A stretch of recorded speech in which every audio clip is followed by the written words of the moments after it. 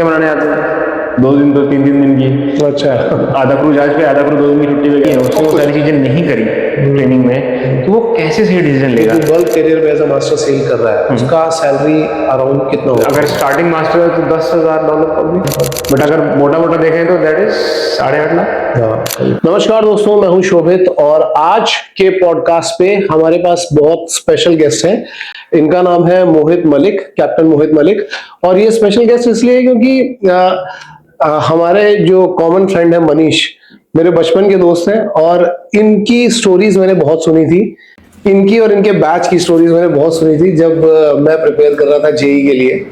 तो first of all तो मोहित sir, आप प्लीज थोड़ा सा इंट्रोडक्शन अपने बारे में बताइए कि आप कब कैसे कैप्टन बने और कैप्टन के बाद अभी आप क्या कर रहे हैं राइट नाउ? नमस्कार, मैं कैप्टन मोहित मलिक। जैसा ऑलरेडी शोभित जी ने बताया है, तो we know each other through common friends. तो स्टार्टेड इन 2003 और उसके बाद कैडेटशिप खत्म करी 2006, फिर सेकंड ऑफिसर बने, फिर चीफ ऑफिसर बने 2009 में। उसके बाद मास्टर लाइसेंस क्लियर करने के बाद another 4-5 years down the line command ली ऑलमोस्ट सभी ने, मैंने भी और बैच में जो भी लोग थे सबने ऑलमोस्ट। क्योंकि आप लोगों ने तो लगभग एक साथ ही सारी चीजें एक साथ ही की हैं लगभग। तो 2019 तक मैं एज ए कैप्टन सेल कर रहा था। ओके। उसके बाद then I shifted to sure job. वो भी बड़ा स्मूथ सा ट्रांजिशन था। 2 साल मैं टैंकर कमर्शियल में काम किया और पिछले 4 साल से मैं मरीन सुपरिटेंडेंट हूँ।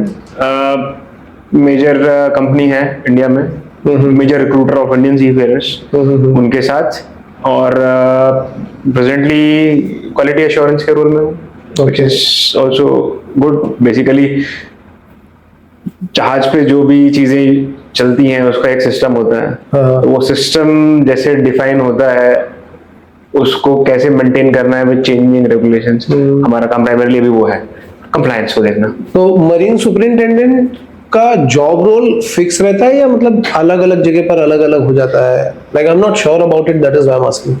मरीन सुपरिटेंडेंट बनने के बाद प्राइमरीली 2 वर्टिकल्स बनते हैं, एक आपका मरीन ऑपरेशंस और एक आपका क्वालिटी।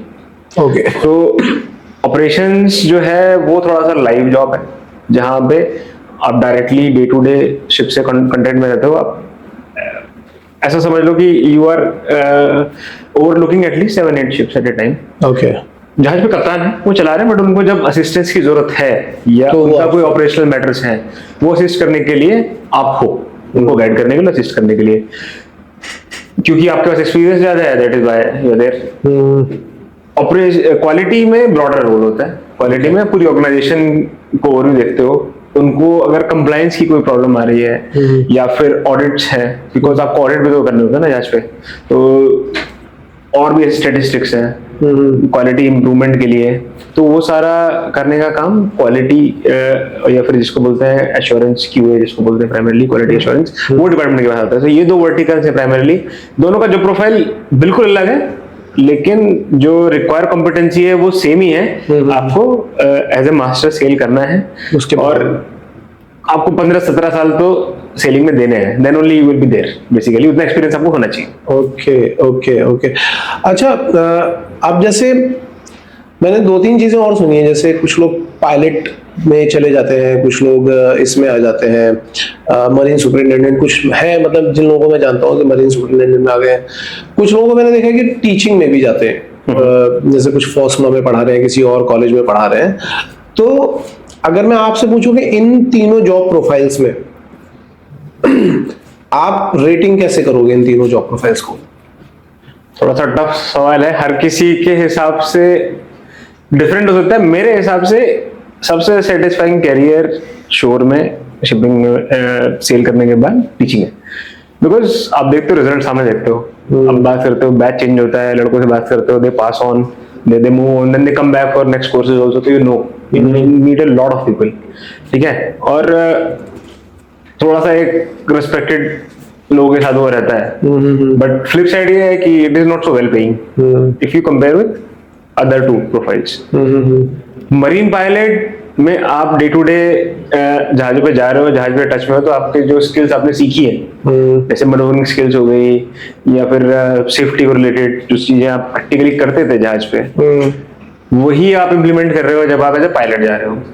ठीक है, तो वहां भी आपको नए नए एक्सपीरियंस मिलते हैं, बहुत सारे लोगों से आप मिलते हो, नए बाहर डिफरेंट टाइप के शिप्स ऑपरेट करते हो, जो भी आप एज ए मास्टर तो नहीं सेल किए, लेकिन अब आपको जाने का मौका मिल रहा है, बिकॉज पायलट तो सारे ही चार्ज हैंडल करते हैं जो भी पोर्ट में आ रहे हैं। ठीक ठाक वेल पेइंग जॉब है, बट देन उसका जो ड्रॉबैक है वो ये है कि अक्सर पोर्ट से थोड़े रिमोट होते हैं, रिमोट लोकेशंस में, तो आप फैमिली आपके साथ अगर जा रही है वहां पे तो थोड़ी सी एक दिक्कत आती है। जो स्ट्रगल आप फेस कर रहे हो वही फैमिली भी कर रही है। हाँ, करेक्ट।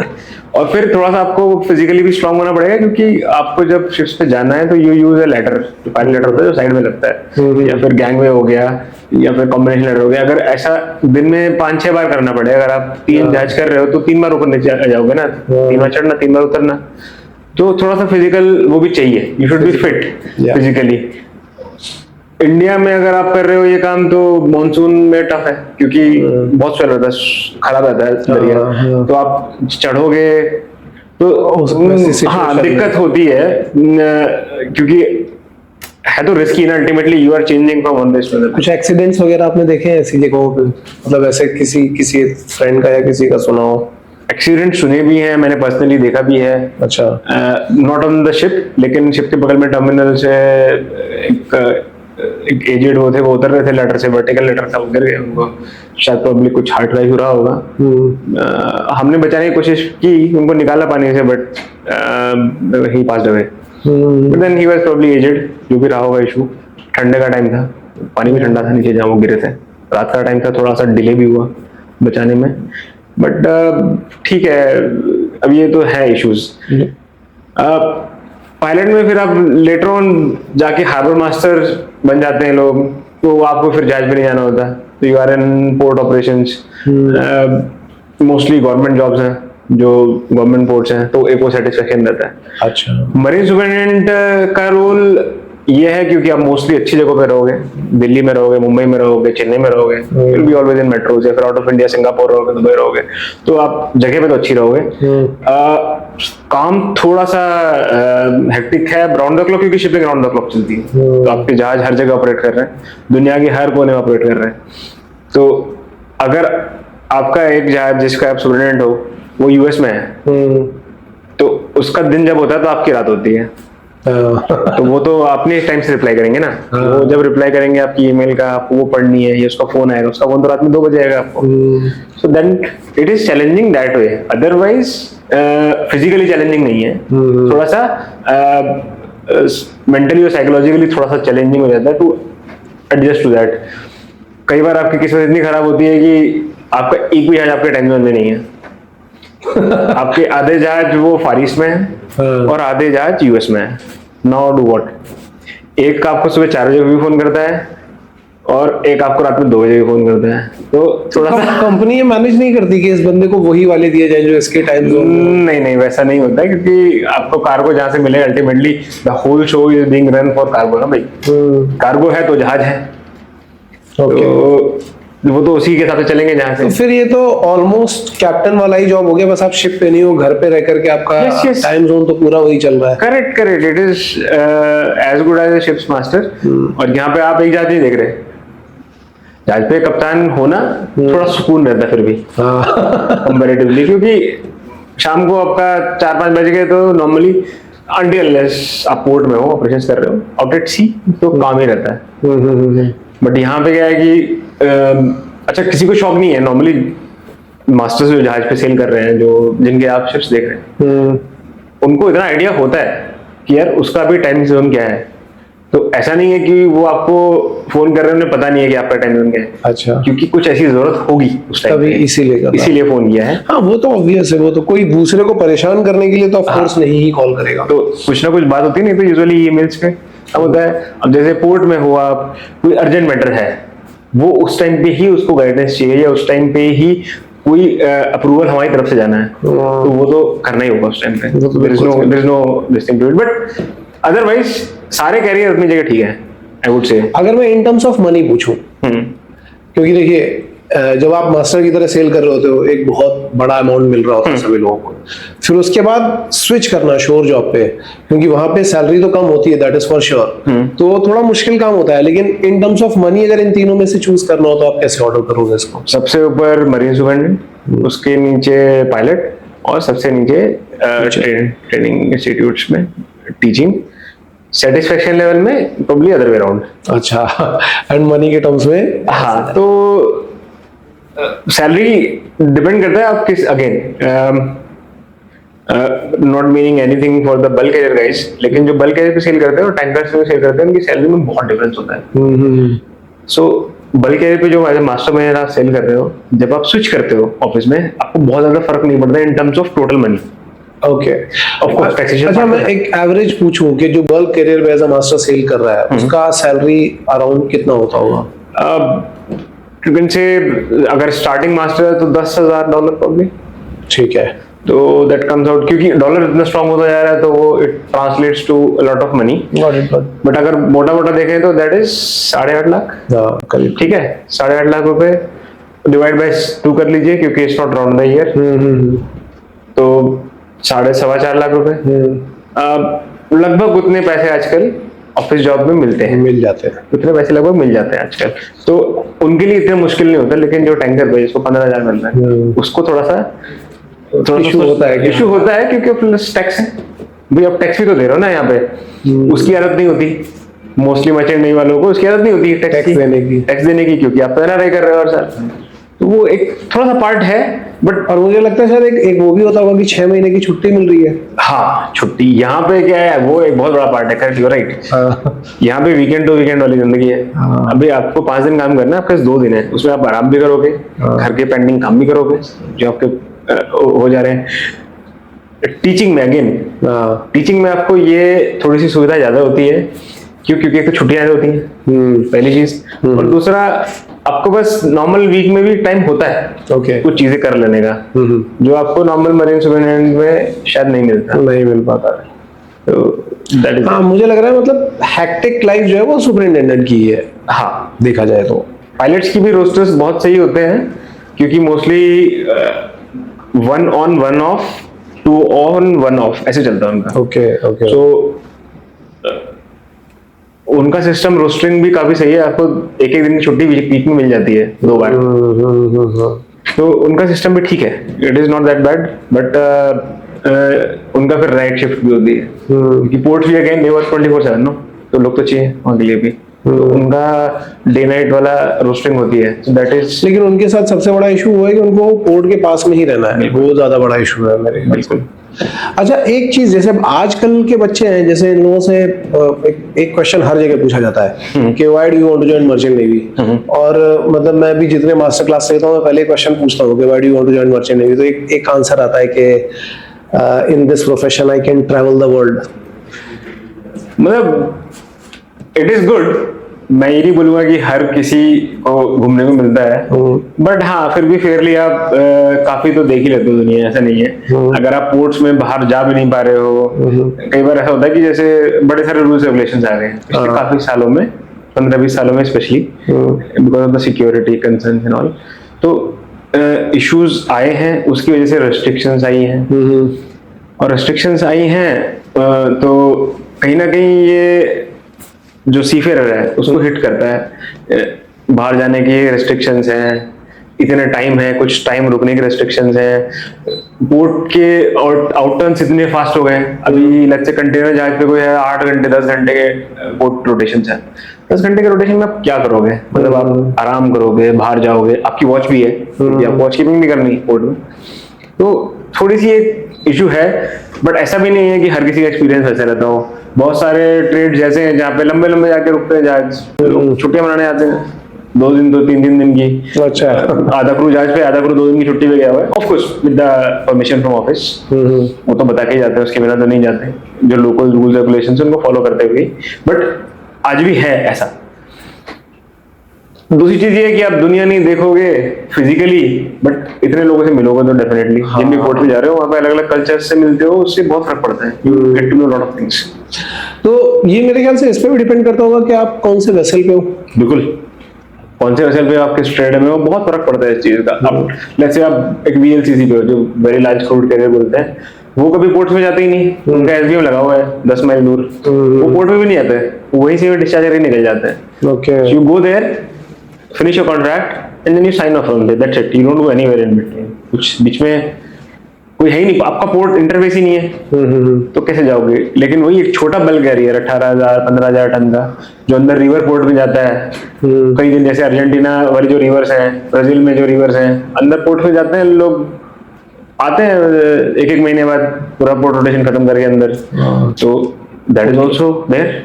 तो वहां पे लोग जाते हैं, घूमने फिरने जाते हैं, रोज जाते हैं लोग बाहर चोर पे।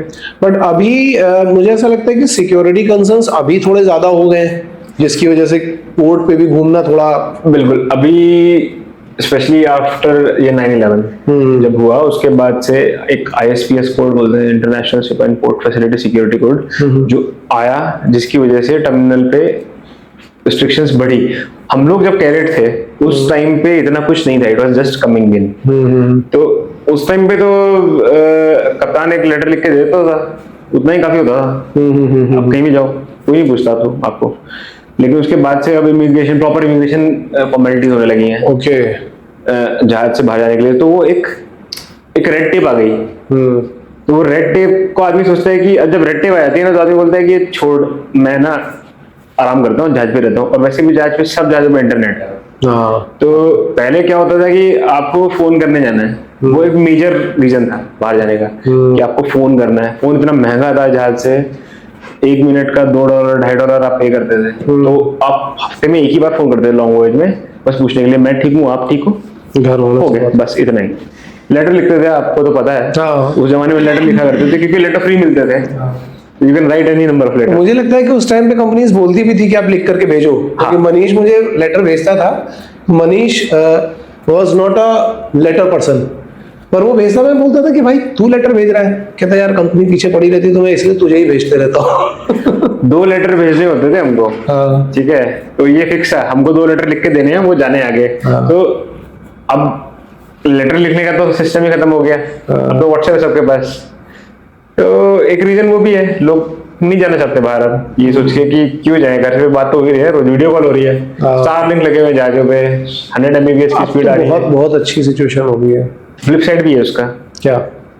मैं आपको बताता हूँ एक छोटा सा एग्जांपल। मैं जब सेल करता था, मेरी बेटी छोटी थी, तो मैंने संडे को फोन किया, वो ठीक थी, कुछ नहीं हुआ। मंडे को उसे बुखार हुआ, ठीक है, थर्सडे तक वो ठीक हो गई, फिर से फ्राइडे तक। मैंने फिर संडे को फोन किया, फिर ठीक थी। बीच में क्या हुआ वो मुझे नहीं पता, अंटिल ने मुझे बताया गया। वो आज की डेट में उसे बुखार होता है, मेरी वाइफ का मैसेज आता है कि उसको फीवर है। अब मैं कुछ कर नहीं सकता यहाँ से, ठीक है, लेकिन मेरा दिमाग अब वही लगा रहेगा, घर पे है कि क्या होगा, मैं यहाँ पे बैठा हूँ। तो पहले चीजें थोड़ी सी प्रॉब्लम भी है, बीच में अगर कुछ जरूरत पड़ गई तो कैसे होगा। बट थोड़ा सा सुकून ज्यादा था लोगों को, क्योंकि वेट करने की आदत थी। आज की डेट में ये सब स्विगी जोमेटो वाली जनरेशन है, तो प्रॉब्लम है, ये वाली प्रॉब्लम है, अब रियल में है और दिखती भी है। जहाजों पे हम जाते हैं तो समझ में आता है कि ज्यादा इंफॉर्मेशन से एक्चुअली आप थोड़ा सा डिविएट होते हो। बिल्कुल सही बात है। इवन अच्छा, अब जैसे अब आजकल की जनरेशन में, मतलब मैं देखता हूँ कि मैंने कल ही एक वीडियो डाला था, जबकि वो मर्चेंट नेवी में नहीं था। बेसिकली वो वीडियो ये था कि आपको अपना प्रोफेशन कैसे सेलेक्ट करना चाहिए। तो उसमें मैं ये बता रहा हूँ लोगों को कि प्रोफेशन सेलेक्ट करने के लिए आपको 3-4 मोटिवेशनल पिलर्स के ऊपर फोकस करना चाहिए, कि आपको ग्रोथ मिल रही है कि नहीं मिल रही है, ठीक है, आपको ऑटोनॉमी मिल रही है वहां पे कि नहीं मिल रही है, आपका कुछ पर्पस उससे सॉर्ट आउट हो रहा है कि नहीं हो रहा है, और कंपटीशन कितना है। ऐसे 3-4 चीजें मैंने बताई कि ये स्ट्रक्चर एंड क्लैरिटी है कि नहीं है। सो कमेंट सेक्शन में अलग अलग तरीके के लोग आ रहे हैं, और अलग अलग तरीके, ये आदमी झूठ बोल रहा है, ये कर रहा है, वो कर रहा है, जबकि मैं मर्चेंट नेवी की बात भी नहीं कर रहा हूँ। तो आज की जनरेशन में कई बच्चे ऐसे, एक बच्चा लिख रहा है कह रही है फेक है, मर्चेंट नेवी में सब फ्रॉड होता है, और ये हमें डांट करके भगा देते हैं, और ये हमें पढ़ाते हैं, अच्छे बच्चों को पढ़ाते नहीं है। तो एक आज की जनरेशन में कई बच्चे मैं ऐसे देख रहा हूँ, बहुत सारे बच्चे जिनको अगर आपने थोड़ा सा डांट दिया पढ़ाने के टाइम पे ही, उनकी आंखों में आंसू आने शुरू हो जाते हैं। जिनको आपने इंटरव्यू में 4 डिफिकल्ट क्वेश्चन पूछ दिए, उनकी हालत खराब हो जाती है। तो मैं ये पूछना चाहता हूँ कि मर्चेंट नेवी, क्योंकि अब आप हो सुपरिटेंडेंट, आप बहुत सारे केसेस देखते होंगे, आपको क्या लगता है मर्चेंट नेवी है किसके लिए? क्या ऐसे क्राउड के लिए है मर्चेंट नेवी या नहीं है मर्चेंट नेवी? देखो, मर्चेंट नेवी को जो उसका बेसिक नेचर है, वो बोलते ना कि कभी भी जो है जब तक कठिनाई नहीं आती तब तक आदमी मजबूत नहीं होता। तो यही प्रिंसिपल पे मर्चेंट नेवी में भी काम होता है। It is as good as any other arm forces except we are not firing guns. तो लाइफ टफ है, आपको मेंटली भी टफ होना पड़ता है, आपको फिजिकली भी टफ होना पड़ता है। दोनों ही चीजें हैं, ऐसा नहीं कि सिर्फ फिजिकली टफ होने से काम चलेगा, आपको मेंटली भी टफ होना पड़ेगा, क्योंकि आप अल्टीमेटली तो अपने घर से दूर जा ही रहे हो। बिल्कुल। और जिस एनवायरनमेंट में आप काम कर रहे हो वो by nature of it is harsh environmentally भी, ठीक है, और जो काम आप करते हो bye virtue of it also वो मजबूत काम है, आपको मजबूत होना पड़ेगा। तो फिजिकली यस ठीक है, फिजिकली तो अपने हाथ में है, लेकिन मेंटली मजबूत होना बहुत जरूरी है, क्योंकि वहां पे आपको कोई देखो, घर की बात तो घर की होती है ना अल्टीमेटली। बिल्कुल। अब घर से दूर हो, हालांकि वहां पे बहुत अच्छे लोग मिलते हैं, बहुत अच्छे से लोग ट्रेन करते हैं, लेकिन जब इंसान ट्रेन करता है किसी को तो उसको तो टफ होना पड़ेगा ना, क्योंकि अगर आज एक कमजोर कड़ी बन गई भाई, अल्टीमेटली तो वो कैरियर में प्रोग्रेस करेगा ना आगे बच्चा। बिल्कुल सही बात है। अब वो ऐसी पोजीशन में जब पहुंचता है जहां पे उसको डिसीजन लेना है खुद का, वहां पे अगर वो मजबूत नहीं है, उसने वो सारी चीजें नहीं करी ट्रेनिंग में, तो वो कैसे सही डिसीजन लेगा? तो वही सारे काम हमारे सीनियर्स ने किए। हम जब जूनियर थे, कैडेट थे, क्या क्या नहीं बोला जाता था, क्या क्या नहीं कहा जाता था। आज मेरे ख्याल से उस टाइम पे तो जहां तक मैंने सुना है, गालियां देना या कभी कभी थप्पड़ अप्पड़ भी पड़ गए, ये सब चीजें भी सब कुछ होता है, सब कुछ होता था, उनके साथ भी हुआ, और हम भी आज भी उन सीनियर्स से उतने ही अच्छी तरह से मिलते हैं और याद रखते हैं कि हमको बहुत अच्छा ट्रेन किया गया है। क्योंकि भाई आप एक लेवल पे पहुंचे हो कहीं ना कहीं ट्रेनिंग की वजह से। एग्जैक्टली। जितनी आपकी स्ट्रिक्ट ट्रेनिंग रहेगी उतना ही आप आगे करियर में बढ़ते हो, इसको ऐसे लेना चाहिए। और अगर आपको घर से बहुत ज्यादा अटैचमेंट है और आपको लगता है कि मतलब मुझे पर्सनली कोई कुछ नहीं कर सकता, तो मेरे ख्याल से मर्चेंट नेवी क्या आपको कंसीडर करना चाहिए। किसी भी कैरियर में सब जगह चैलेंजेस आएंगे, ऐसा नहीं है कि सिर्फ मर्चेंट नेवी में चैलेंजेस है, हर कैरियर में आज की डेट में आपको चैलेंजेस आएंगे ही आएंगे। उसका मतलब ये नहीं है कि हम मतलब इतने सॉफ्ट हो जाएं, तो थोड़ा सा मजबूत रहो। मजबूत रहने का दूसरा फायदा ये है कि ये जो कठिनाई है ना, ये बहुत छोटी सी होती है।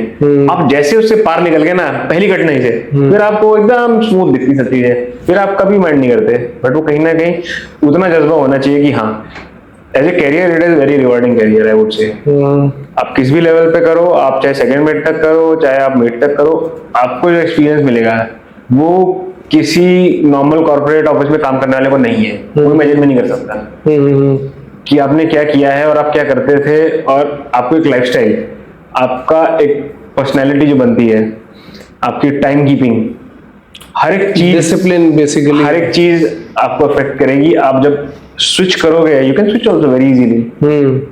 30 की एज तक आ जाए तो you can switch to sure job और a different career all together, you can do that. हाँ, ये भी एक क्वेश्चन है कि कई लोग पूछते हैं कि क्या मर्चेंट नेवी करने के बाद मैं किसी और करियर ऑप्शन में स्विच कर सकता हूँ, एमबीए कर सकता हूँ? ये बिल्कुल डेफिनेटली, मेरे इतने बैचमेट्स एमबीए करके आज बड़े बड़े कॉर्पोरेट ऑफिसेज में हैं। एक बंदा तो आईएएस बन गया है। मोस्टली अब मेरे बैच में कितने लोग सेल करते हैं? मेरे ख्याल से 6 या 7 लोग सेल करते हैं, बाकी सब ऑफिस में हैं, either in a corporate setup और in a shipping setup. Most of them are in office now, okay, या टीचिंग कर रहे हैं कुछ। और एमबीए में जो लोग जा रहे हैं उनको, जैसे अभी हम डिस्कस कर रहे थे कि एमबीए में कुछ फायदा मिलता है अगर आप मर्चेंट नेवी की साइड से। हाँ, क्योंकि आपको एमबीए के जो बैचेस हैं उनको भी एक दिखाना पड़ता है कि बैकग्राउंड क्या है आपकी क्लास का, जो बैच जो इकट्ठा हुआ है इसमें कहाँ का एक्सपीरियंस है। तो जो वैरायटी है भाई, नॉर्मल कॉर्पोरेट में आपको क्या मिलेगा? मोस्टली आईटी कंपनीज के लोग मिलेंगे। तो जो लोग आर्म फोर्सेस वाले होते हैं, मर्चेंट नेवी वाले होते हैं, अगर उनका स्कोर कम है कंपैरेटिवली, फिर भी उनको अच्छे कॉलेजेस प्रेफरेंस देते हैं जस्ट टू शो द क्या वैरायटी इन दिस थिंग, या फिर जो टिपिकल वर्ड है मेरे को अभी समझ में याद नहीं आ रहा क्या बोलते हैं उसको, बट वो उनको शो करना होता है। ये मुझे पर्सनली पता है क्योंकि एक दो लड़कों ने जिन्होंने एग्जीक्यूटिव एमबीए किया है हाँ। हमारे बैच से, कि उनके साथ केस था तो उनको मिला कुछ अलग Correct. से प्रिविलेजेस उसमें मिले। करेक्ट। Good good. तो मतलब अगर हम एक ओवरऑल ऐसे सम अप करें तो मेरे ख्याल से सबसे पहली बात तो मर्चेंट नेवी में जाना क्यों है, पहले तो ये डिसाइड कर लेना चाहिए। क्योंकि पहले के टाइम पे मतलब हम मेरी जनरेशन या उससे पहले वाली जो जनरेशन है, वहां पे पेरेंट्स और बच्चों का ही जो ट्रीटमेंट था वो एक अलग तरीके का था। आजकल का जो जनरेशन है उसमें बहुत सारे पैम्पर्ड किड है, करेक्ट, जिनका जा पाना थोड़ा मुश्किल है, या जाते हैं तो वहां जाने के बाद, क्योंकि अभी कुछ केसेस हाईलाइटेड हुए थे पीछे कुछ दिनों में, तो मतलब मैं किसी के ऊपर वैसे तो पॉइंट आउट नहीं कर सकता, लेकिन हाँ मैं ये देख रहा हूँ कि मेरे पास जो बच्चे आ रहे हैं, मैं उनकी बात कर सकता हूँ कि मेरे पास जो बच्चे आ रहे हैं उनमें कई सारे बच्चे ऐसे हैं जो actually they are not meant for merchant navy. So अब जो वहां पे हो रहा है, आई कैन नॉट से, बहुत लोग बोलते हैं कि वहां पे बुली कर रहे हैं या कुछ कर रहे हैं, तो मुझे तो लगता है बुलिंग के ऊपर तो वैसे भी बहुत सारे एक्शन लिए गए। अब तो आज के टाइम पे बहुत सारे रूल्स एंड रेगुलेशंस हैं। देखो कई बार होता है ना कि बहुत थिन लाइन होती है बुलिंग में और being authoritative. Shipping by nature of merchant navy rank file system है, ठीक है। मास्टर है जो जहाज पे कप्तान है, वो मास्टर क्यों बोलते हैं उसे, the rank is master. Master इसलिए बोलते हैं क्योंकि वो उस टाइम पे उस सब का मालिक है, including the ship, including the crew on board, he is also responsible for everybody's lives. तो अगर किसी को कोई काम करने के लिए बोला गया है, वो एक अथॉरिटेटिव टोन में बोला गया है, सो वो बाय वर्चू ऑफ जो अथॉरिटी है उसके पास, वो उससे बोल रहा है। वो ऐसा नहीं है कि वो आपको टारगेट करके बोल रहा है। Exactly. तो ये चीज आप जब समझ लेंगे, जिस दिन आपको चीज समझ में आ जाएगी कि नहीं उसको काम ही है उसका ऐसा बोलना, बुलिंग कोई नहीं करता। अब आज की डेट में शिपिंग में भी बहुत रूल्स हैं जो इस टाइप के बिहेवियर को बोलते हैं कि नहीं, इट इज नॉट अलाउड। सब जगह पोस्टर्स लगे होते हैं, सब जगह हेल्पलाइंस हैं आजकल। इनफैक्ट सारी शिपिंग कंपनी ने साइकोलॉजिकल हेल्पलाइंस खुली हुई है। कल को आपको लगता है जहाज पे, आपको लगता है कि you are feeling alone, you need professional help, तो 24/7 प्रोफेशनल हेल्प अवेलेबल है आजकल free of cost. You can just pick up the phone from ship and you can call. तो वो सारी चीजें हैं आज की डेट में। लेकिन सॉफ्ट होना एक चीज है, लेकिन जो सॉफ्ट होते हैं बच्चे अल्टीमेटली बाद में जाके वो भी स्ट्रांग बनते ही हैं, ऐसा नहीं है। बहुत सारे उनको भी मोल्ड किया जाता है। हमेशा गलती बच्चों की नहीं होती, कई बार जो ट्रेन कर रहा है उसको इतनी एम्पैथी नहीं होती। भाई थोड़ा सब्र तो रखना पड़ता है, नए लड़कों के साथ थोड़ा तो सब्र रखना पड़ता है। आपको पता होना चाहिए कि उसे नहीं आता, तो आपको भी वो मैच्योरिटी दिखानी होती है उस रैंक पे जाके। और जो बच्चा है जो आ रहा है नया लड़का सेल करने, वो कुछ तो अपने एम्बिशंस लेके आया है, तो उसकी या तो सही से ब्रीफिंग नहीं होती, क्या एक्सपेक्टेशंस है आपसे एज ओनरशिप। जैसे मैं, मेरे केस में जब मेरे साथ कोई कैरेक्टर आता था तो मैं हमेशा उसे अपनी एक्सपेक्टेशन बताता था कि बेटा this is what is expected out of you, और तुम्हें बिल्कुल घबराने की जरूरत नहीं है। तुम्हें जब भी डाउट हो, कुछ हो, तुम आओ, आके बात करो। ये स्टेटमेंट जरूरी नहीं वो आपके पास आएगा, लेकिन उसे अब एक कॉन्फिडेंस है कि हाँ कुछ प्रॉब्लम होगा तो मैं आ जाऊंगा इसके पास। वो प्रॉब्लम डिस्कस अपने पेरेंट्स से ना करें आप, जो जहाज पे इशू कुछ हो रहा है आप जहाज पे बात कर लें, क्योंकि पेरेंट्स भी नहीं समझ पाएंगे ना, वैसे वो तो आप वो और परेशान होंगे। तो थोड़ा सा अगर आपका वैसा नेचर है तो शिपिंग आपके लिए कैरियर चॉइस नहीं हो सकती। इनफैक्ट कोई भी आर्म फोर्सेस जो है वो आपके लिए कैरियर चॉइस नहीं हो पाएंगी इन दैट केस। लेकिन अगर आप उसको ओवरकम कर लेते हो, ज्यादा बड़ा काम नहीं है ओवरकम करना। सारे ही शिपिंग कंपनीज में आजकल जितने भी नई जनरेशन के ऑफिसर्स हैं, सब बहुत ज्यादा कंसिडरेट हैं। हर कोई बहुत अच्छी दोस्ती से रहता है और बहुत अच्छे से गाइड करते हैं। प्रॉब्लम कहाँ पे आती है कि जब आप उस गाइडेंस को एक गलत तरीके से समझते हो, आपको लगता है कि नहीं, आदमी मुझे बुली कर रहा है। बुली नहीं कर रहा, वो सिर्फ आपको तैयार कर रहा है। बुलिंग में और अथॉरिटेटिव में फर्क है, ये आपको पता होना चाहिए। और ये चीज सीनियर्स अगर बता दें बच्चों को पहले, तो वो काम थोड़ा आसान हो जाता है। हाँ, अगर वो पहले से ये चीज अनाउंस कर दे कि हाँ भाई देखो इसको बुलिंग मत समझना। हाँ करेक्ट। अगर मैंने कभी तुमको जोर से बोल दिया तो किसी वजह से बोला होगा, मैं तुम्हें डांट नहीं। समटाइम उनके लिए भी ये होता होगा ना कि अंडरस्टूड है कि हाँ उनको भी ये लगता होगा कि अंडरस्टूड है। तो वो प्रॉब्लम वहीं पे आती है जहाँ पे, वही तो मैं कह रहा हूँ कि अपनी एक्सपेक्टेशंस नए कैरेक्टर को आप बता दो। मोस्टली तो आजकल कंपनीज बता के भेजती हैं, ऑफिस में भी उनकी प्रॉपर ब्रीफिंग होती है। तो बहुत सारे ओरिएंटेशन प्रोग्राम होते हैं और उसमें बहुत सारे केसेस भी लेकर के आते हैं, सब कुछ बताया जाता है। और ज्यादातर लड़के जो सेलिंग में आते हैं वो कहीं ना कहीं एक भाई अब घर से पहली बार निकले हो, 18-19 साल का लड़का है, एग्जैक्टली घर से पहली बार निकला है, घर में कुछ भी हो गया, पापा ये चाहिए, पापा वो चाहिए, सब चीजें मिल रही हैं। अब अचानक जहाज पे हो गया, उसको दौड़ाया जा रहा है, तो ट्रेनिंग है, उसको ट्रेन करना है, हर चीज उसको पता होनी चाहिए। तो उसको लगता है कि these people they are not very good people, तुम मुझसे काम करवा रहे हैं। अल्टीमेटली उसी के भले के लिए जब वो ऑफिसर बनेगा तो उसे पता होना चाहिए ना कि ये काम कैसे होता है, तभी तो गाइड करेगा लोगों को। हाँ, ये अभी मेरा एक स्टूडेंट गया है शिप पे एज अ कैडेट, तो फर्स्ट वीक में उसका कॉल आया, जबकि काफी अच्छा बच्चा है वो। फर्स्ट वीक में कॉल आया कि सर बिल्कुल मन नहीं लग रहा, बिल्कुल अच्छा नहीं लग रहा। मैंने कहा क्यों, क्या हो गया? अरे सर यहाँ पे एक तो घर से दूर आया ना, फर्स्ट टाइम शिप पे आया हूँ, तो वो भी है, और दूसरा यहाँ पे जो लोग हैं वो मेरे से ठीक से बात नहीं कर रहे हैं। मैंने कहा क्यों? 1-2 बार डांट दिया तो मुझे रोना आ गया। तो मैंने कहा भाई तू कैसे रो रहा है यार, तू तो स्ट्रांग बंदा है। उसके बाद 1 महीने बाद उसका कॉल आया, फिर वो मुझे बोल रहा है कि बहुत खुश, वेरी हैप्पी। मैंने कहा यार अब तो बड़ा खुश है।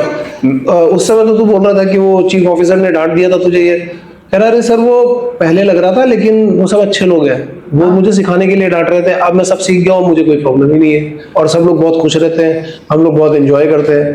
तो मुझे लगता है ये 1-2 महीने का ट्रांजिशन फेज होता है हर एक के, हर किसी को लगता था। मैं अपनी पर्सनली बताता हूँ, मैं ओरिजिनली मुजफ्फरनगर से हूँ, तो मेरे घर में सब बड़े हैं मुझसे, जो मेरे कजिन हैं वो सब मुझसे बहुत बड़े हैं। मतलब इतना डिफरेंस है कि मेरे घर के बाद मेरे से नीचे उस घर में फिर मेरी भतीजी है, अच्छा ठीक है, जो मुझसे 16-17 साल छोटी है। तो मुझे सब ये लोग ये बोलते थे तो पैम्पर्ड चाइल्ड है। एंड फ्रैंकली स्पीकिंग, मैं जब फर्स्ट शिप पे गया 20 दिन निकले जहाज पे, मैं चेन्नई पोर्ट वापसी आया, मैंने घर फोन किया, और घर फोन करके मैं जहाज पे वापसी आया, मैं 1 घंटे तक रोया, और मुझे लगा मैंने क्या कर लिया अपनी जिंदगी के साथ, मैंने क्या किया है, I could have done something better. मैं आईटी निकाल सकता हूँ तो और कुछ भी कर लेता। और वो दिन है और आज का दिन है। मेरे सीनियर कैडेट था, उसने समझाया कि क्या हो गया तुझे। कह रहा सर, मैंने बोला सर मुझसे नहीं हो पाएगा ये सब, बहुत टफ है ये। बोलते कुछ नहीं होता, मैंने भी कर लिया, तू भी कर लेगा, कोई नहीं, आराम कर, आज कल बात करते हैं।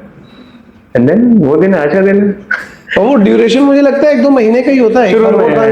शुरू में 1 महीना ही थोड़ा सा टफ रहता है, उसके बाद फिर यू गेट यूज्ड टू। जिन लोगों के साथ आपको लगता है एज ए पर्सन ऑल्सो, आप किसी से मिलते हो, आप एक दिन में तो खुलते नहीं ना, सही टाइम वहाँ पे तो पूरा क्रू ही नया मिला है। हाँ, और ऐसे आपको फिक्स टाइम पे खाना है, आपका टाइम ये वही है, लंच का आपका टाइम फिक्स है, ब्रेकफास्ट का टाइम फिक्स है, डिनर का टाइम फिक्स है।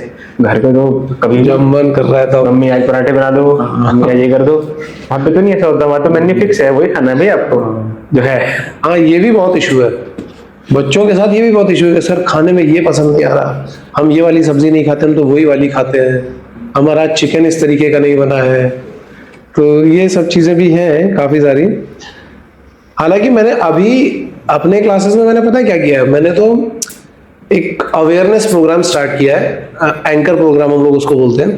तो हम क्या करते हैं, इमोशनल अवेयरनेस पे ज्यादा काम करते हैं। अच्छा। क्योंकि आप ड्यूरिंग द एग्जाम या शिप पे भी हो, तो सबसे इंपॉर्टेंट चीज है आपके इमोशंस। अगर वो आपके कंट्रोल में नहीं है, मान लो आप नए कैडेट हो, मैंने आपको डांट दिया और वो ईगो पे ले गए और वो इमोशन आपके अलग लेवल पे खेल रहे हैं, तो आप कुछ अलग ही लेवल पे स्टेप भी उठाओगे। करेक्ट, वो बड़े गलत केसेस हैं, 1-2 केसेस अभी पीछे बड़े हाईलाइट भी हुए थे, और सुन के दुख भी होता है।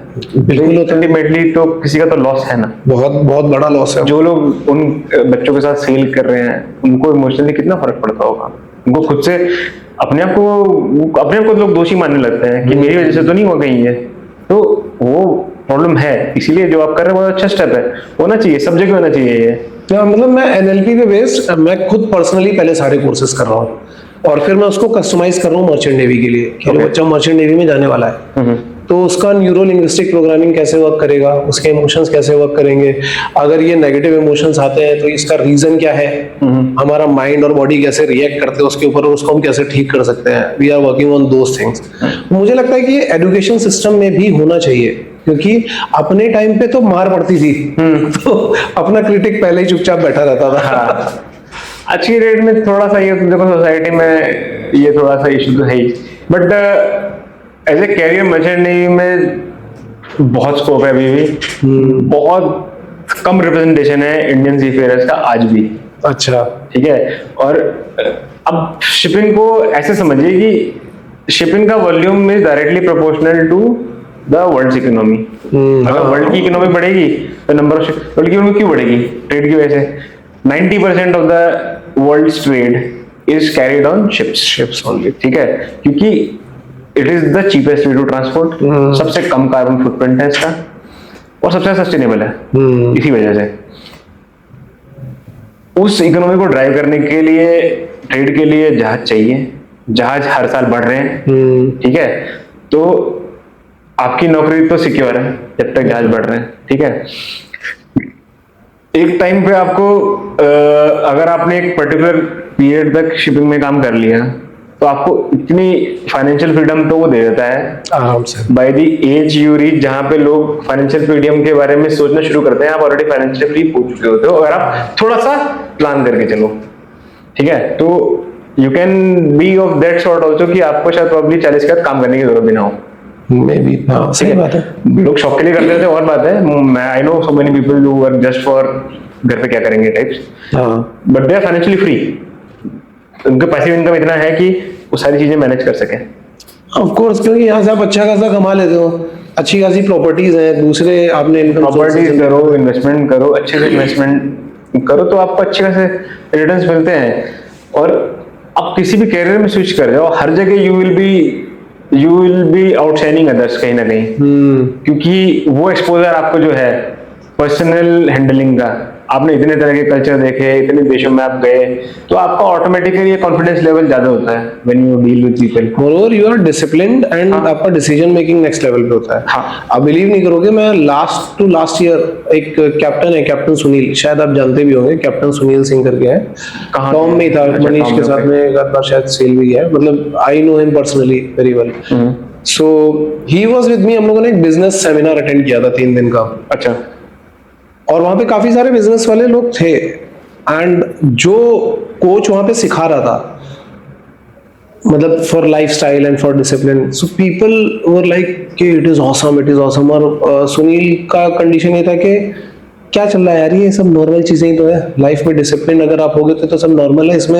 इसमें इतना ये लोग क्यों ऑ कर रहे हैं कि वो थोड़ा सा होता ही है, क्योंकि बिना डिसिप्लिन के तो जा चलता नहीं। वो तो चाहिए, उसके बिना नहीं चल सकता। डिसीजन मेकिंग भी, मतलब सुनील का वहां पे जैसे हम लोग कई सारी एक्सरसाइज करी हमने, तो वो एक्सरसाइज करने में सुनील वाज लाइक दिस कि अगर आपसे कोई क्वेश्चन पूछा जा रहा है तो ऑलरेडी वो दिमाग में है कि हमें इसमें क्या करना है क्या नहीं करना है। क्योंकि आप लोग वो जो अपना पाथ बनाते हो ना, उसको आप क्या बोलते हो? रूट बोलते हैं। रूट, हाँ। तो रूट बनाते हो तो रूट में आपको भी कई जगह पर डिसीजन लेने होते हैं ना, और अब डेली करते उसकी आदत पड़ जाती है। तो शिपिंग में क्या है कि अगेन आप जस्ट इमेजिन करो कि एक नॉर्मल शिप का साइज क्या है। अगर मैं इस ऑफिस से कंपेयर करूं तो मेरा जो लास्ट शिप था, कि मैं इतने बड़े शिप से सेल करता था, यूजुअली MR टैंकर्स 40-45 हज़ार टन। ये जो ऑफिस का साइज है, मतलब ये जो पूरा कोचिंग इंस्टीट्यूट है, ऐसे कम से कम 1000 आ जाएंगे उसमें टोटल फिट हो जाएंगे। ठीक है, तो इस साइज की आप चीज एक चला रहे हो, उसके आप अथॉरिटी हो for everything by virtue of your rank. आप मास्टर हो, मास्टर का मतलब यही है कि you are now everything of this ship. तो वो डिसीजन आपको लेना पड़ेगा। वो 200 करोड़ का जहाज है, उसपे 400 करोड़ का कार्गो है, उससे 25 लोग हैं। तो जब आप सोचते हो उसको, तो आपको डिसीजन लेना पड़ेगा। You have to be very quick also in the decision, you should know. इसीलिए ट्रेनिंग बहुत इंपॉर्टेंट है, जो आप सीख के हो नीचे से ऊपर तक, हर रैंक में जो आपने काम किया है, now you know all those things. वो अब चीजें आपकी ऑलरेडी चल रही होती हैं, जहाँ पे लोग सोचते हैं वो ऑलरेडी आपका बैकग्राउंड चल रहा है दिमाग में कि ये इसलिए वो इसलिए। तो इसलिए हम लोग ऑफिस में बैठे हैं कि जब वहां पे कोई ब्लॉक आए कि मुझे अब क्या करना है नेक्स्ट, उसके लिए हम लोग हैं बताने के लिए क्या करना, क्या करें। क्योंकि ऑफिस में भी बड़े सीनियर लोग बैठे हुए हैं, इतनी सिचुएशंस हो सकती है शिफ्ट पे जो हर इंसान एक लाइफ में तो नहीं कर सकता अपने सामने। लेकिन जब आप एक बड़े ग्रुप में बैठे हो जहाँ और बहुत सारे सीनियर बैठे हुए हैं, उनमें से किसी न किसी ने तो देखी होगी, सबका कंबाइंड, सबका क्यूमुलेटिव एक्सपीरियंस उसमें लगता है। तो शिपिंग में क्या है कि जब एक्सपीरियंस ऑफ द कंपनी जोड़ते हैं ना वो, तो या फिर बोलते हैं कि आपके पास जो मास्टर मरीनर्स है उनका कितना एक्सपीरियंस है, सबका जोड़ता है, तो it goes up to 150 years, 180 years, ऐसे काउंट होता है वो ऑर्गेनाइजेशन में। मास्टर मरीनर्स का वो कितना है एक्सपीरियंस, उसमें 180 साल भी लिखा होता है, 200 साल भी लिखा होता है। दैट इज ऑल काउंटेड, हर किसी का एक एक वो काउंट होता है कि इतने साल इसने दिए हैं, ये सब जुड़ते हैं। ग्रेट। तो this is how it is. क्योंकि आप, मैंने शायद कोई सिचुएशन देखी होगी, मनीष के जहाज पे पायरेट अटैक हुआ था, हम में से कोई चाहता भी नहीं उस पोजीशन में कभी होना कि हमको एक्सपीरियंस चाहिए, बट हमें पता है कि अगर ऐसा कुछ हुआ तो हमें किससे पूछना है, वी नो दैट, ठीक है। तो वो एक अलग स्टोरी है उसकी, बट वो तो खैर मैं मनीष के पॉडकास्ट में कवर करूंगा फॉर श्योर कि वो पूरा अरे एक्सपीरियंस। वो तो मतलब nobody wants to be in that situation, but he was very strong, I would say, जो उसने वो पूरा झेला है। अरे कैप्टन ने गिव अप मार दिया था, कैप्टन बोल रहा था कि ठीक है सरेंडर करो। कैप्टन साहब वाज ऑलरेडी, उनके कैप्टन साहब एजेड थे मेरे ख्याल से शायद, और प्रोबब्ली उनका गिव अप हो गया था जैसे करेंगे। मनीषा शिवोसा दैट टाइम, तो उसने अल्टीमेटली पिकअप की चीजें। 6 घंटे तक लगातार फायरिंग होती रही। फायरिंग बहुत बहुत बुरा सिचुएशन है। अरे भी मैं बताता हूँ, आपको रिसेंटली केस हुआ था यहाँ पे, जिसमें वो first time loss of life हुई थी, जो हूथी कॉन्फ्लिक्ट था। एक हमारी कंपनी का जहाज था एक, जिसके ऊपर एक मिसाइल अटैक हुआ था, जिसमें कि 3 लोग मरे थे, जिसको इंडियन नेवी ने फाइनली रेस्क्यू किया था उन लोगों को। मैं उसके कप्तान से मिला था, ठीक है। मतलब उनकी क्या गलती थी, कुछ भी नहीं था, जस्ट आउट ऑफ नोवेयर एक किसी ने मिसाइल मार दी। उनको 10 सेकंड पहले बाद VHF पे कॉल आ गया था यूएस नेवी का कि आप your ship is a target, there is a missile going to hit you. लेकिन क्या करोगे आप 10 सेकंड में? कुछ नहीं कर सकते आप, क्या ही करोगे। जब तक आपने VHF रखा तब तक तो ऑलरेडी हो गया काम हो चुका था। तो it is tough this thing. वो बंदे को जिसने उसने रेस्क्यू किया, एक बंदे को उसने उसकी आंतें अंदर डाली थी। अरे बाप रे, ठीक है। तो वैसे काम भी करने पड़ते हैं क्योंकि जहाज पे और मेडिकल हेल्प नहीं है। आप ही हो जो ये वैसे एक बड़ा ड्रॉबैक भी है अगर देखा जाए तो, कि जहाज पे कोई मेडिकल हेल्प नहीं है। इसीलिए मेडिकल इतने स्ट्रिक्ट होते हैं शिपिंग में। जब आप जाते हो हर बार आपका मेडिकल चेकअप होता है जाने से पहले, उसका रीजन यही है। क्योंकि बीच ओशन में आपको छोटी सी चीज भी इतना दर्द देगी ना, जैसे आपके दांत में अगर इशू हो गया और आप अटलांटिक में हो, तो ये अब 6 दिन बाद ही रिपोर्ट आएगा, तभी कुछ हो सकता है, और तब तक तो हालत खराब हो जाएगी। तो तब तक आप झेलो। अपेंडिसाइटिस के केसेस होते हैं जहाजों पे, people have been known to pass away of that pain. इसीलिए इतने मेडिकल चेकअप और ये सारी चीजें रखी हुई है, ऐसे रखनी भी चाहिए, और क्या, ये तो है।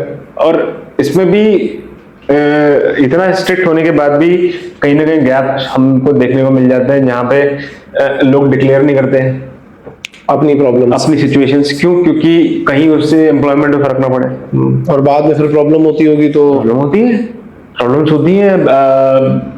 ऐसे केसेस होते हैं जहाँ पे लोगों को इवैक्यूएट करना पड़ता है, बाद में पता चलता है कि ये तो प्री एग्जिस्टिंग इश्यूज थे, वो मेडिकेशन ले रहे हैं अपनी, बता नहीं रहे किसी को।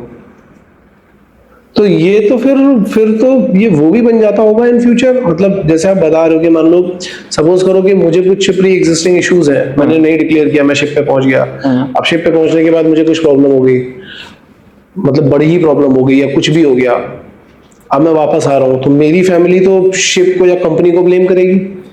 बहुत सारे केसेस में होता है। और मैं बोलता हूँ कि एक बेसिक ह्यूमन नेचर है। अब आपने कोई चीज नहीं देखी तो हमेशा आप स्पेकुलेट करते हो कि मेरे यहाँ से तो ठीक ही किया था, वहां पे क्या हुआ होगा ऐसा। ऐसे नहीं बोल सकते actually. Most of the companies, मैं जितनी भी कंपनी काम कर रहा हूँ इन जनरल, शिपिंग में भी, shipping works on absolute good faith जिसको बोलते हैं ना। तो हर किसी का जो एक वो है नजरिया है, हमेशा वो अच्छा करने का ही होता है शिपिंग में। कभी भी कोई गलत नहीं सोचता शिप के बारे में, कभी कोई गलत नहीं सोचता। अल्टीमेटली तो वो चल रहा है तो दुनिया चल रही है ना, हमारी नौकरियां चल रही हैं, हमारे घर परिवार चल रहे हैं, कंपनीज की रोजी रोटी चल रही है, इतने एम्प्लॉइज हैं, तो पर्सनली कोई भी कंपनी कभी गलत नहीं करना कंपनी चाहती। अपना बिजनेस कर रही है और वो आपको पैसे दे रही है शिप को ठीक हाँ, रखने के तो लिए। अब उसमें क्या होता है कि जैसे लगता है कि अब एक केस हुआ था जिसमें एक सीनियर ऑफिसर थे, उनको कुछ हेमरेज का इशू हुआ था।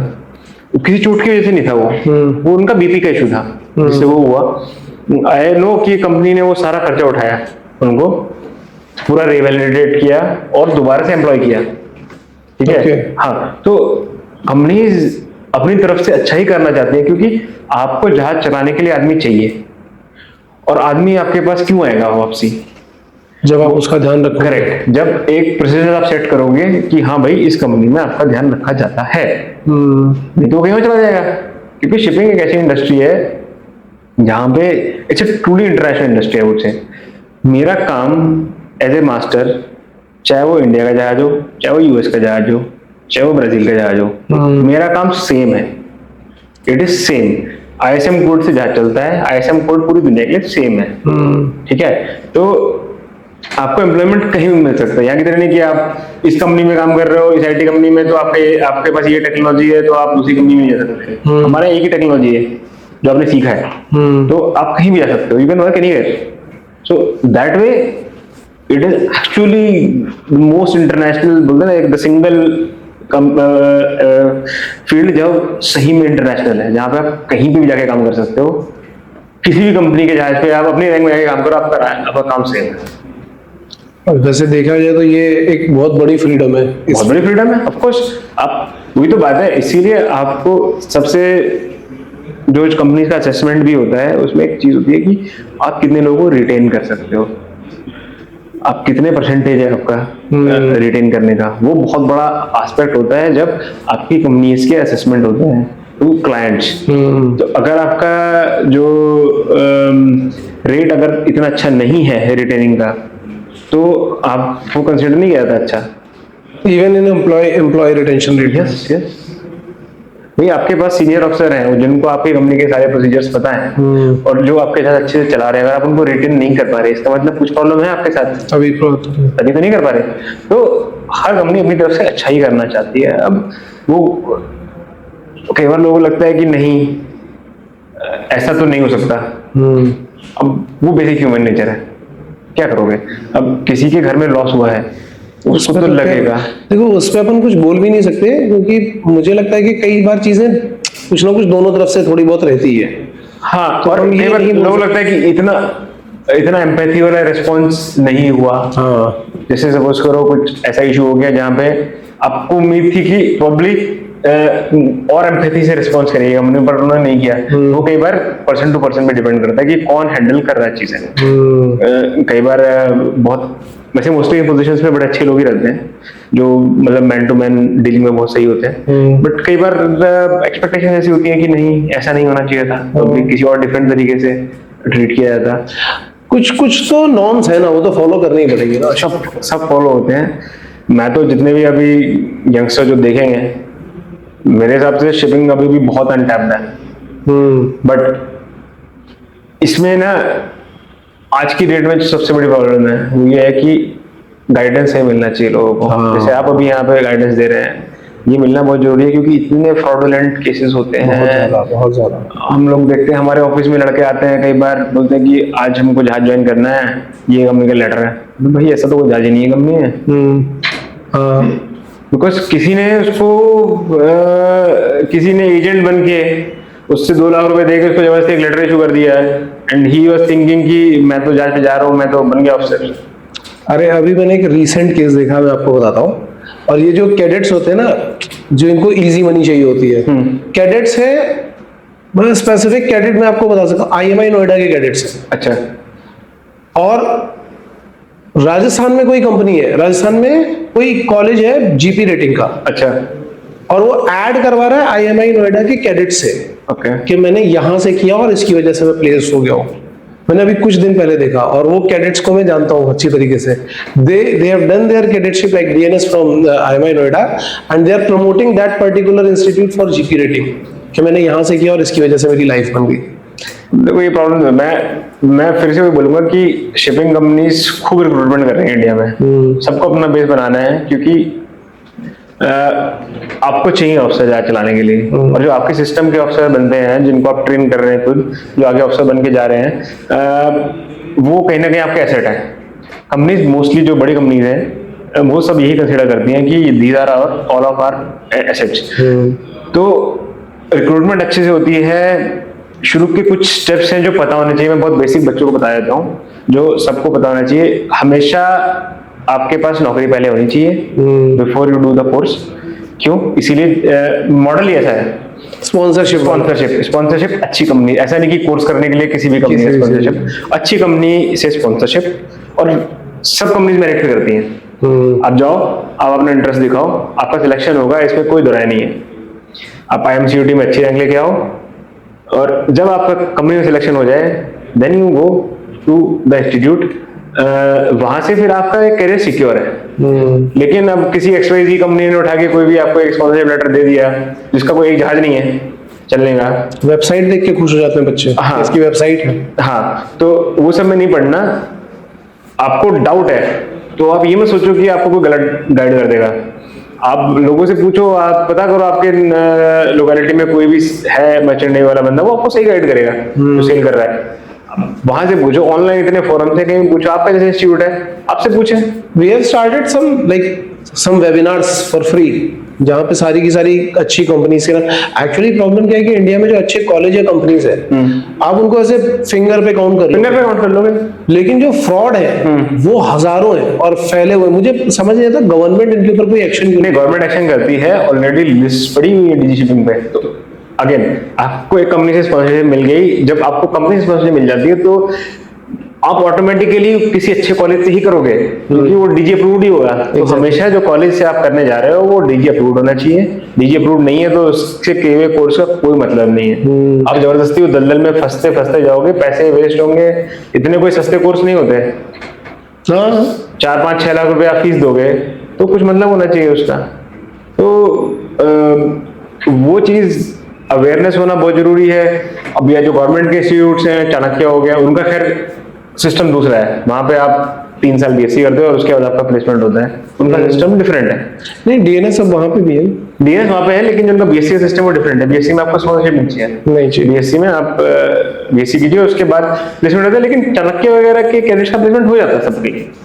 तो अभी वैसे उतना अच्छा नहीं है, लेकिन हाँ पहले काफी अच्छा। अब जब हम लोग पढ़ रहे थे तब चाणक्य टॉप पे हुआ करता था। हाँ, अभी मतलब अभी अगर आप देखोगे तो मुझे लगता है प्राइवेट कॉलेजेस जो है ना, जो कुछ कॉलेजेस जैसे तोलानी का प्लेसमेंट बहुत अच्छा है, बहुत ही अच्छा। जितनी प्राइवेट कॉलेजेस हैं वो लोग मोस्टली एक तरह से मेहनत भी करते हैं। पहली चीज, बहुत मेहनत करते हैं वो, और मोस्टली के टाइप से कंपनीज के साथ, जहाँ पे डायरेक्ट कंपनी से सिलेक्टेड कैडेट्स ही आते हैं। जैसे IMI हो गया। IMI तो चलो खैर फ्लीट ने ले लिया, ठीक है, अब तो it's part of fleet now.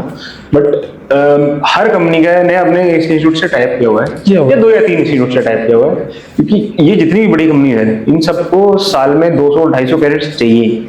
उनको उतने चाहिए सस्टेन करने के लिए, क्योंकि वो बाद में अफसर बनेंगे, वो जहाज में मैन करेंगे, और हर कोई चाहता है कि मेरा खुद का कैडेट मेरे जहाज पे अफसर बने। बिल्कुल, तो ऑफ कोर्स, क्योंकि आपके सिस्टम है ना, उसे पता है सिस्टम कैसे काम करता है। तो कहीं ना कहीं ये अवेयरनेस होनी जरूरी है। आप जैसे वेबिनार कर रहे हैं, बहुत अच्छी बात है, करना भी चाहिए डेफिनेटली, और इससे लड़कों को फायदा भी होगा। सो खैर, हमने तो ये जो पॉडकास्ट भी स्टार्ट किया ना, ये इसीलिए स्टार्ट किया है क्योंकि क्या है कि जब लोग कैप्टन्स के मुंह से ये बातें सुनते हैं ना कि हाँ ये चल रहा है, देन दे रियलाइज। अगर मैं बोलूंगा ना कि GP rating is not a very good course, आज के टाइम पे उस पर प्लेसमेंट नहीं है, तो लाइक कह रहे हैं ये तो मर्चेंट नेवी में है ही नहीं। बहुत सारे लोग तो मुझे आकर के इसी बात पे क्रिटिसाइज करते हैं कि ये बंदा तो मर्चेंट नेवी में नहीं है।